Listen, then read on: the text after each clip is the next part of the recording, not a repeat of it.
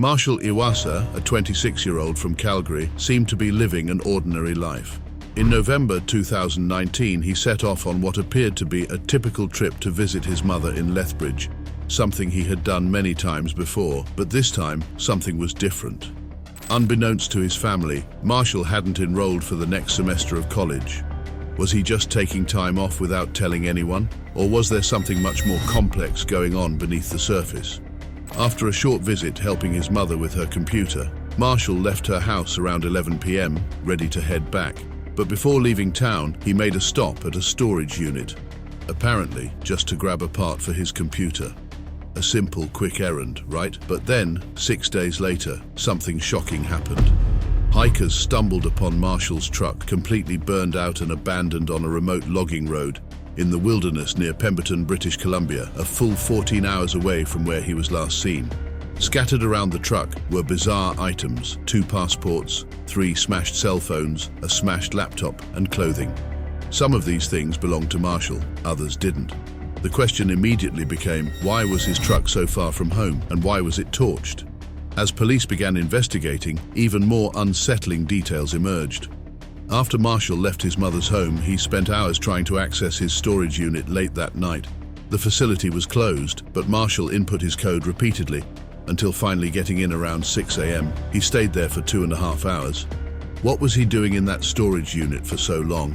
His family said he was just retrieving a part for his computer. But was that really the whole story? And why did he have a packed bag of clothes and toiletries, which were later found near his burned-out truck? Among the wreckage found at the scene were personal items that didn't belong to Marshall at all. They were linked to another man, Daniel Rioch, who had vanished under equally mysterious circumstances just 3 days after Marshall's truck was found. 2 missing men, both with belongings scattered together in a desolate area. What are the chances of that? The plot thickened when a witness came forward, claiming to have seen both Marshall and Daniel at a bar in Squamish, British Columbia, with a third, unidentified man. The witness said Daniel appeared distressed, even saying, "I think that guy's going to kill us." At the time, the comment was shrugged off, but now it sends chills down your spine. Could this mysterious third man be the link between the 2 disappearances? Despite these eerie connections, the investigation seemed to hit roadblocks. Authorities were reluctant to classify the case as criminal, even though the burned-out truck, removed steering column, and the smashed electronics painted a much darker picture. Could someone have been trying to destroy evidence, and if so, who? 9 months after the discovery of Marshall's truck, the investigation had barely progressed.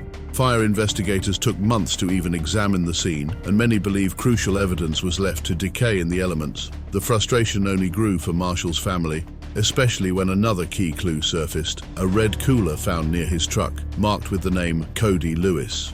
That name, coincidentally, ties back to Daniel Rioch's extended family. Was this just a bizarre coincidence or a vital clue connecting the 2 cases? Police claimed they couldn't figure out who Cody Lewis was, but the cooler, the smashed electronics, and the strange behavior at the storage unit all pointed to something much larger at play. Was Marshall involved in something he hadn't told his family about? Or was he just in the wrong place at the wrong time? To this day, both Marshall Iwasa and Daniel Rioch remain missing, and their cases are still unsolved. The families of both men continue to search for answers, but as time passes, the case grows colder. With law enforcement hesitant to pursue the case as criminal, many are left wondering if crucial evidence has been overlooked or deliberately ignored. What really happened to Marshall Iwasa? Was he planning to disappear, or was something far more sinister going on? And what about Daniel? Could their disappearances be connected? Or is this just a string of coincidences? These questions continue to haunt the investigation, and until answers are found, the mystery will remain. If you think you can help bring new insights to this case, don't forget to like, share, and follow.